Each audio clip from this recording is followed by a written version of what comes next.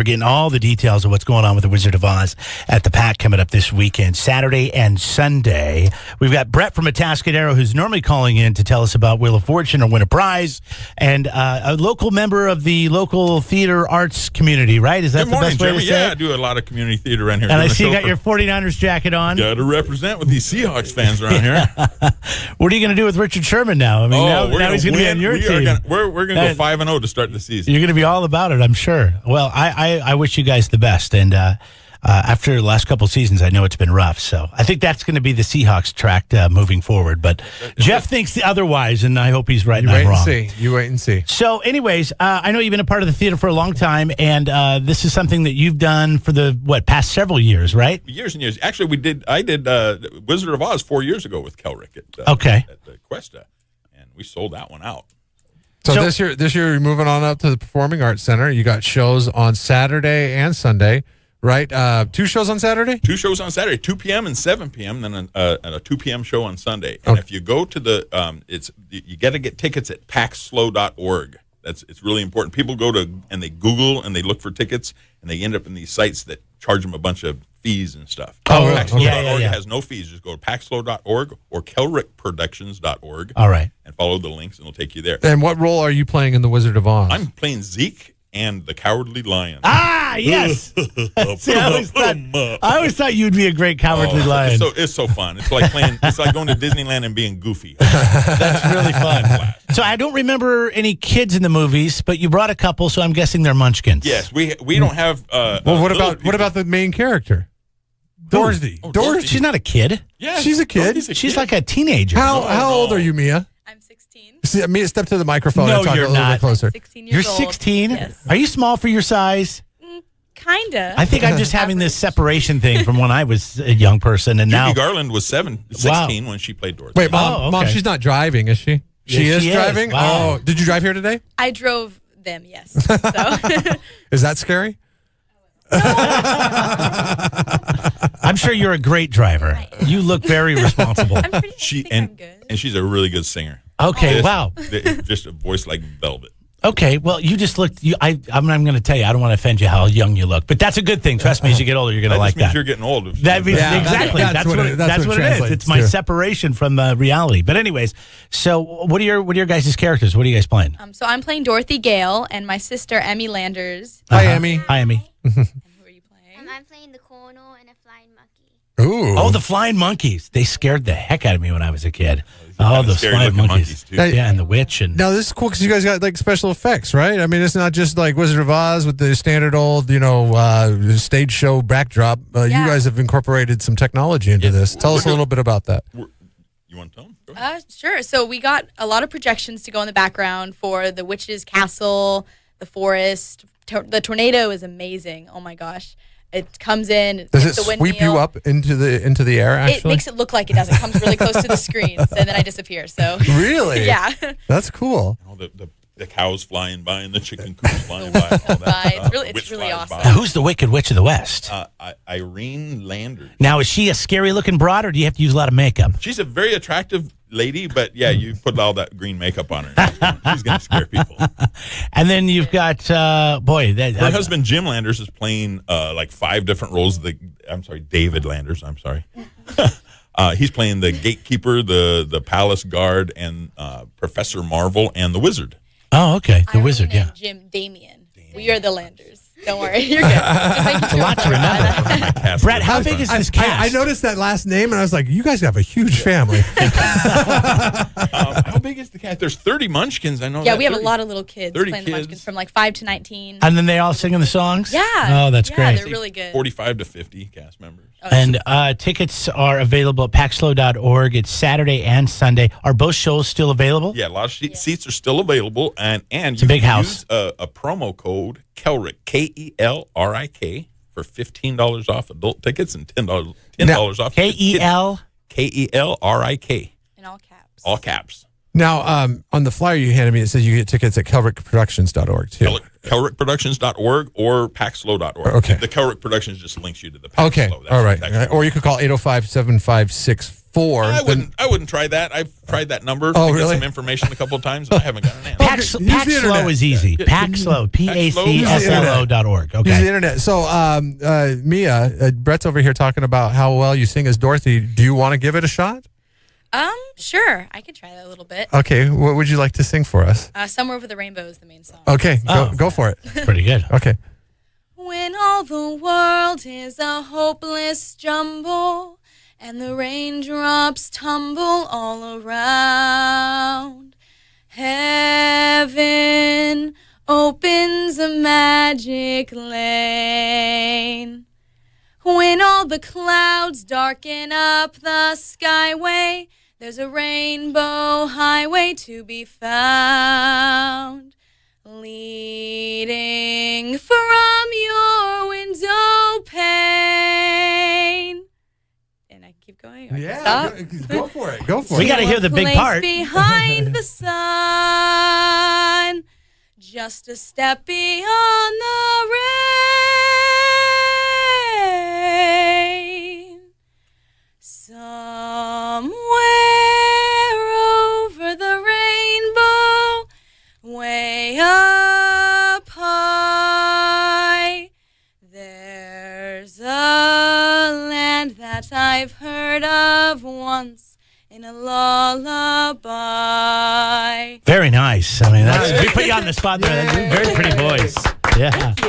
Well, Yeah. that'll be fun. That'll be really fun. So 2 o'clock on Saturday and 7 o'clock on Saturday and then 2 o'clock on Sunday. That's right. Yes. Okay. Is it intimidating playing at a big house like Pack Slow compared to some of the other smaller theaters I'm sure you've played? Yeah, it's a pretty good sized stage, so I get a little nervous on it. But we have our Clark Center at my high school I go to, Yeah. so it's around the same size as that. But Oh, it is okay. a little intimidating. Yeah, it's a big house. There's a lot of people there. That's really good luck, guys. Thank Have you. fun. I mean, it sounds like a great show. And Yeah, fantastic. once again, packslow.org to get tickets Saturday and Sunday this weekend, the 15th. And you can check it out there. I want to thank Brett and Emmy and Mia, who is Dorothy in The Wizard of Oz, for stopping by a little bit earlier. Somewhere over the rainbow, way up high, there's a land that I've heard of once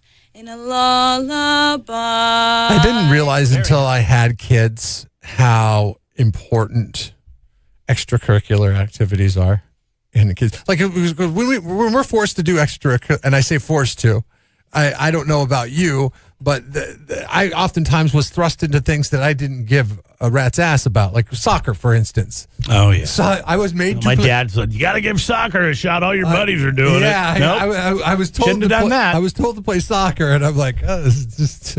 I was on like the worst team in the league. I remember there was one game where and this is like we're in first or second grade or something like that, and kids are just running around chasing each other. It's not even like organized soccer. It's just everybody. There's a ball and everybody runs to the ball. And I look back and our goalie has literally got. And I'm going to show you what he's doing. Okay, he's got his. He's in the goal.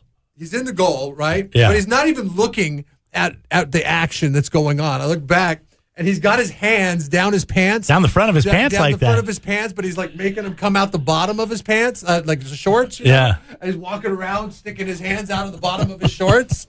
Well, maybe that's how he kept from touching the And ball. I think this is why we're losing 8-0. You can't use your hands when you're a goalie anyway. Oh, yes, you can. Wait a second. That's the one Yes. time you can use your That's hands. the one guy that can. Oh, And that's I pretty remember funny. thinking, God, I hate soccer. Yeah, soccer But I sucks. was thrust into it, and it's like you got to try to you got to run many things up the flagpole. Like soccer wasn't for me, baseball wasn't for me.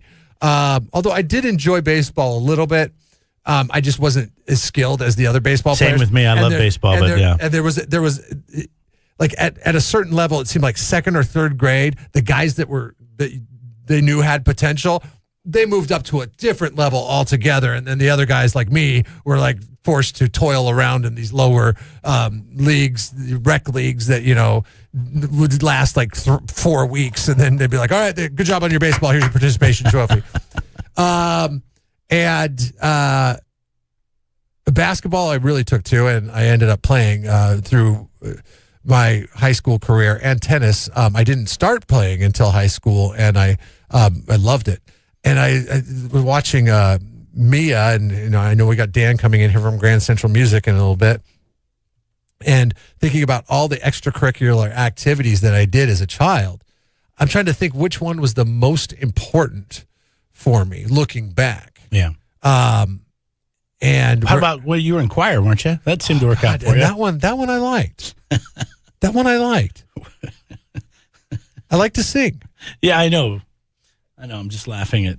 Well, I know I didn't go anywhere. That's all right. You got to go sing. It's just funny because listen. You know what? I don't think I would have been caught dead in choir. But you have to peel back the layers of the importance of what it is that whatever it is you did, because many of these activities build other life, skills that you need. For choir, I was deathly afraid of going out and talking in front of people. Now look what I do for a living. Now, granted, I don't like to see them face to face when I do it, but it gave me the confidence to probably move forward and try this out. This seemed, when I was a kid, I always thought that it would be fun to be on the radio, but I never gave it a shot because I thought it was unattainable. Maybe choir gave me the confidence to be like, listen, if I could go up there and sing mediocre. But you're in a group of people. In front of a group, in front you of just people. blend in. Yes. It's like bar karaoke when you sing with a group. I did sing a song at a homecoming assembly as a result of By choir. yourself? By myself. Yeah, I went out there and sang. That sounds good. I sang that Garth Brooks song, "The Dance." Yeah. And because there was a. Boy, can we get a piece of that real quick? It was a dance that we were doing. It was homecoming, right? So it was like the logical choice. Oh, I'll go sing the dance, I guess. So can you give me a little looking back? I can't though. That's the thing. It's so long ago that I'm lost on it. I could not recite the words because here's what happened. I went home and I watched the video of it and I did miserably. And I want to distance myself from it as much as possible. 543-3693. So looking back, what was the most important extracurricular activity that you got involved in? When you were a kid. You can also just text it in 805-543-3693 if it's quick and you don't want to say much, or you can hit us on Facebook. I would say choir ended up building the most character. Really? Basketball didn't teach me anything. Tennis, honesty a little bit, because you call your own shots in tennis, which is stupid. That was out. What do you mean that was out? More fights in tennis than basketball. What was the one extracurricular activity that you did in school? Oh, we found your new rural. Extracurricular. It sounds like you're playing Yahtzee in and out. Thanks. What activities? For me, it was wrestling. I did a lot of sports, but wrestling was... It wasn't speech therapy? It wasn't, no. It was wrestling because you really could only depend on yourself. There was no teammate to pass the ball to throw you the ball, to block for you. When you're wrestling, you get what you give, as the folks from New Radicals said. Whatever you put into it is what you get out of it. So you're on an island. And it was about training for not just strength, but to being in good shape, so you didn't run out of gas during the match, and then putting the time into no moves to help you. So it's a great sport for self-discipline for young people, because I think it helps teach them it really early on. And the other one would probably be, boy, I don't know. I did some. Is there any that you wish you would have done? Ironically, I did some speech therapy stuff public speaking classes that I took. And I joined a club 1 year. You said earlier this morning that you like to do the announcements on the yes, on the morning announcements. That was part of one of the perks. I thought, oh, this is cool, because you were a morning DJ before you were a morning DJ. I wanted to get in to do the announcements because I wanted to be on the radio. So that was the closest thing I could have to a radio. So I mean, really, that's kind of extracurricular. ASB, vice president. Right. You ran for vice president solely because you wanted to do the announcements. You didn't care about president and all the perks that came along. And there was the best. some stuff you learn with that. You learn right away to make sure you read things ahead of time, because even teachers have really bad spelling or grammar. Grammar is probably where it was at more than spelling. And so things didn't make sense. It's funny. I always thought that I'm correcting stuff that my teachers wrote, and they're teaching me English. Well, some of them were. Yeah. It was usually the history teachers. The history were the worst. I swear to God, they'll probably give anybody a history teacher job. Worse than the PE teacher? The PE teachers seemed to be fine. Really? Yeah, and there wasn't a lot of PE stuff. I think there was, I don't know, lazy's kind of, and that's an oxymoron too, because they're teaching to be athletic and they're actually lazy. But when you have to teach massive amounts of people athletic endeavors, you have to, like you're talking about, like, you know, classes of 50, 60 people. I don't know how it was at your high school, but that's how it was at my high school with PE. 35. Oh, really? Yeah, 20 to 35. We would have, like, our PE classes would be big because they were popular, because you get to go out and doof around out and, you know, play kickball and stuff like that. You have to dumb down the lesson plan, because you have to do it for, like, you know, you have to teach the lesson plan. And I realize they do it with your weakest link in mind. Right. Period after period, they're doing this. It's kickball, or it's softball, or it's whatever it is, badminton, and, you know, pickleball. But and you have Susie over here. I just thought it was always ironic that the physical educators are the laziest in the school. Yeah. But that's the best job, I would think. And the history teachers, I swear to God, they would give those to everybody who couldn't teach anything else. Like, yeah, just teach history. Yeah, that's true, because, okay, our history teacher, he had two passions in teaching. Neither of them paid any of the bills. So he had to be a history teacher in order to do these two passions. One is he was my choir teacher, and two, he was the rugby coach. See, my history teacher was the defensive coordinator for the football team. Gleegi. So the history teachers, and then another history teacher, he was a history teacher, but then he also did driver's ed, and the driver's ed was probably more of his passion because it paid better than being a history teacher. He told Gleegi did handouts because he didn't want to write on the overhead. Remember, you have to all the notes you'd have to take on the overhead. Well, he did packets because he didn't want to write anything. Nice. So we'd get a packet, and then he'd put a movie in. And it was just packets and movies. And then we would take a little quiz on the movie that he had already, the questions he had for years. So you had to know it was an older brother or a friend or somebody, a neighbor that had and you could get everything you needed. Or you just watched the movie ahead of time. We loved Gleege's class. But now I look back at it, I'm like, what a lazy SOB. You didn't really learn anything from Gleege's class. I guess he got fired a couple years after I left. So wrestling's the most important extracurricular activity that you were involved in. Yeah, because of the self-discipline, because it teaches you that you can only count on yourself and you only get out of it what you put into it. So Dan's going to be here in a little bit from Grand Central Music. They're giving away a number of guitars and lessons to young people, 7 to 18 years of age. They want you to submit a video to try to tell them why, and we'll get more from Dan here. That's something I wish I would have learned in coming up. There's I've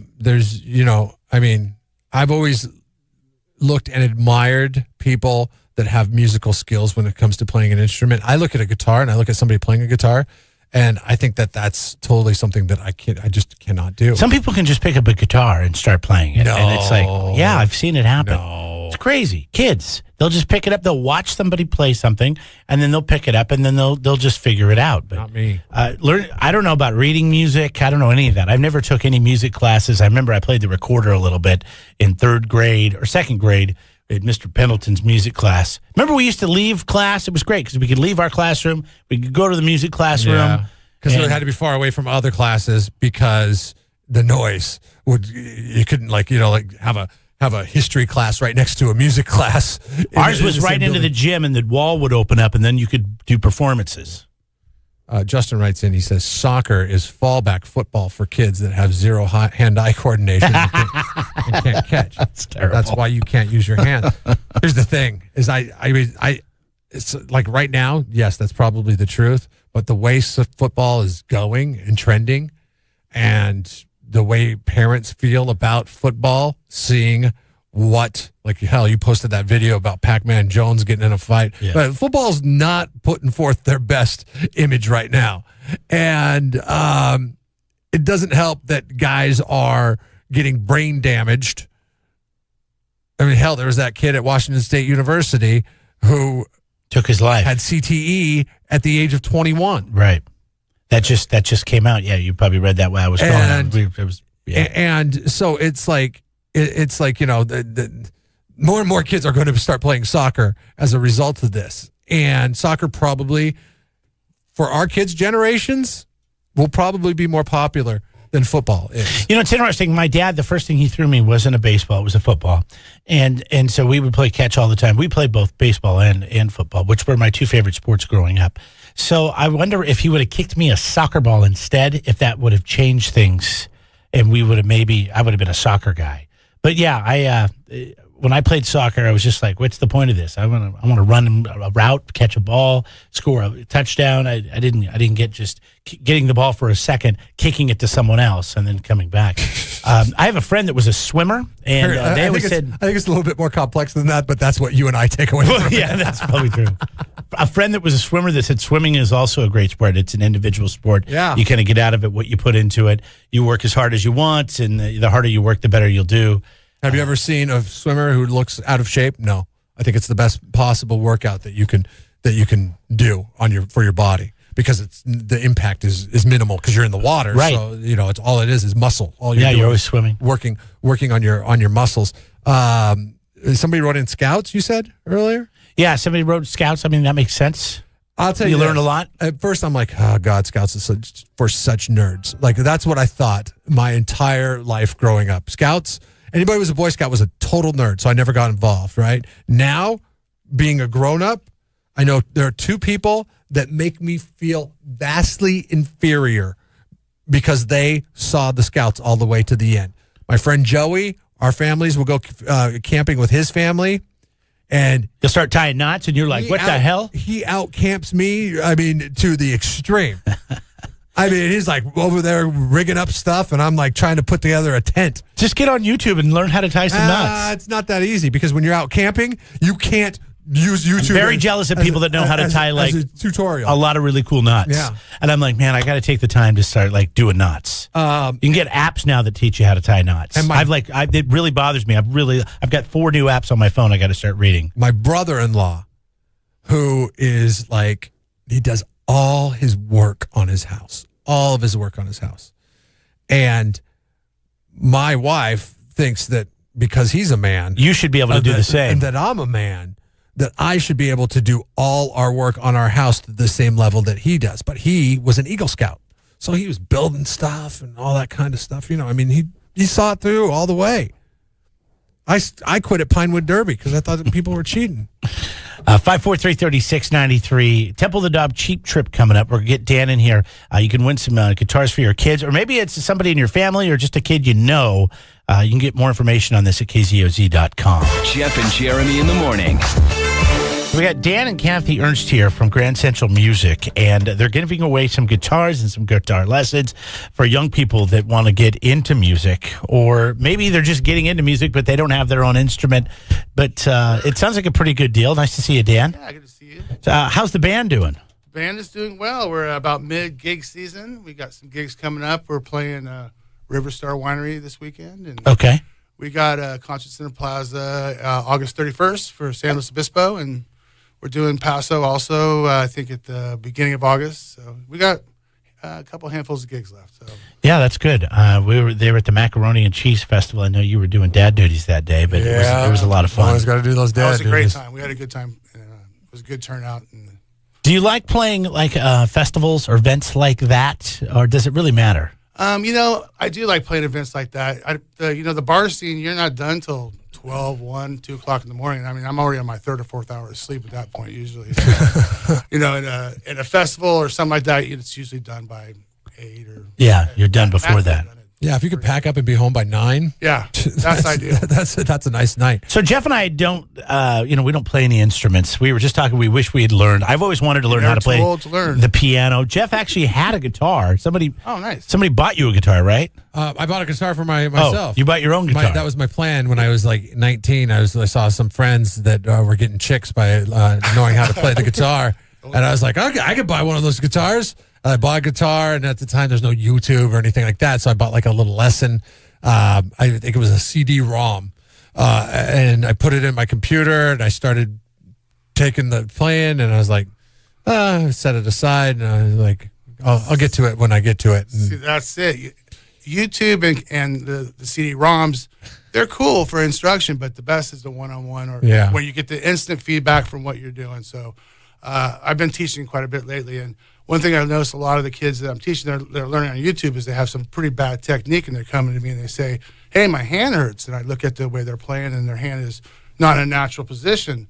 But they've already spent a year with that technique, and now it's a hard habit to break. Yeah, so we do different exercises to help them break that technique. As Peter Cetera said in that song with Chicago.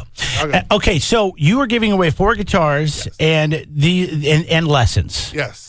And so, how long does it take a person to learn how to play the guitar? Just to play something on the guitar. To learn "Smoke on the Water," the beginning of "Smoke on the Water." Yeah, could you learn that Could you learn that in one lesson? Would it take 2? You could. You actually could. You could learn "Smoke on the Water" in one lesson. You could learn "Smoke on the Water" in a few minutes, if you can get your hands to do what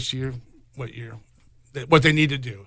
And that's one of the things. Some people can pick up the guitar and their hands easily work on the guitar. It's you press the string down and shorten the length of the string, and it changes the pitch.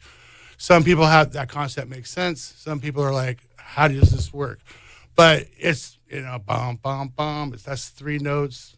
It's if you can teach someone to play those notes, you can teach them "Smoke on the Water." What it comes down to is practice. Actually, once you get the stuff to practice, the "Smoke on the Water," you practice it, and that's where the results are from. I had a friend who was self-taught, and he knew the first 10 seconds of every song he liked. And he's like, check this out. And he would play the first 10 seconds. And he'd be like, and check this out. And then he'd play the first 10 seconds. I'm like, all right, cool, dude.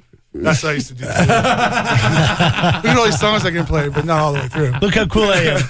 But I can only play 10 seconds. It was to get the girls. Right? Exactly. So how does this work? You want people to actually submit videos playing or talking, or how to... Playing, talking. We've got a couple submittals already. One was a guy just talking about why he wants to get the guitar in the lessons, and another one is a girl sitting there playing a little bit. And just we want a short video, 3 minutes, convincing us why we should give you this guitar and these lessons. And of course, we want to be able to post it on our website and on Facebook and stuff, and just kind of interaction and kind of seeing what people submit. We like what we got, what we received so far, and so.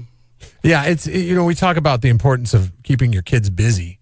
It's very important to keep your kids busy and give them something to take away from their youth that they could use maybe a little bit later on in life. And music is one of those things that is not taught in schools anymore. A little bit. I mean, there is a guitar class in San Luis Obispo, actually. There is? There is. But doesn't it depend on what school you go to?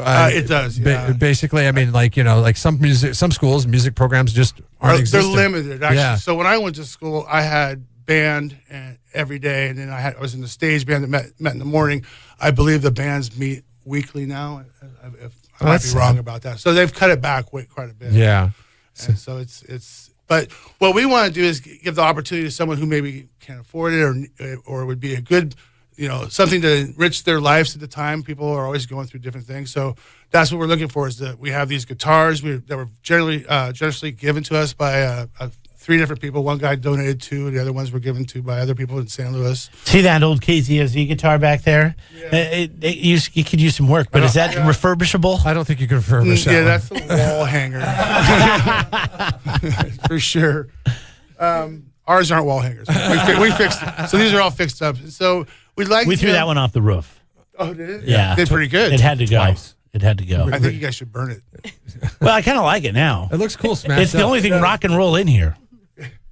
Like Pete Townsend's never going to come through here, okay? So that's the closest thing we have there you go. So but anyways, we'd like to get 4 people an opportunity that maybe didn't have the opportunity to get a guitar, and then I'm going to be teaching the lessons myself. So each guitar comes with 4 half-hour lessons, so once a week, and we're excited to get some entries and get music. We love promoting music. Do you just do guitar? Or do you do other lessons? Myself? Yeah.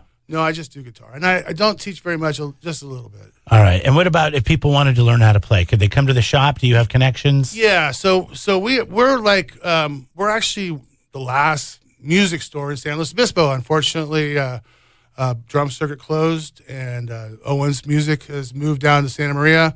There's a couple other lesson facilities, but we're the last place. But we've been a lesson facility in San Luis for almost 20 years now, and we teach. In fact, believe it or not, when we first started doing this, we were mostly guitar, but now we We do a lot of trumpet and sax, clarinet, flute, piano, vocal, ukulele, bass, guitar. This year and last year, we've had a couple of our saxophone students go on to Idlewild College, which is a audition-based college.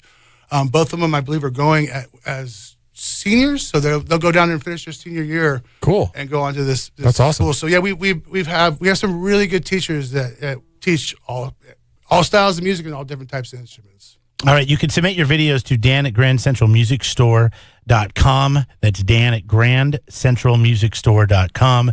And they're going to pick 4 winners. And so good luck. And Facebook too. Like us on Facebook, and if you can submit it to Facebook also. Cool. And the rules and regulations are all on our website there to see. It's pretty simple, and we really look forward to this working. Jeff and Jeremy in the morning.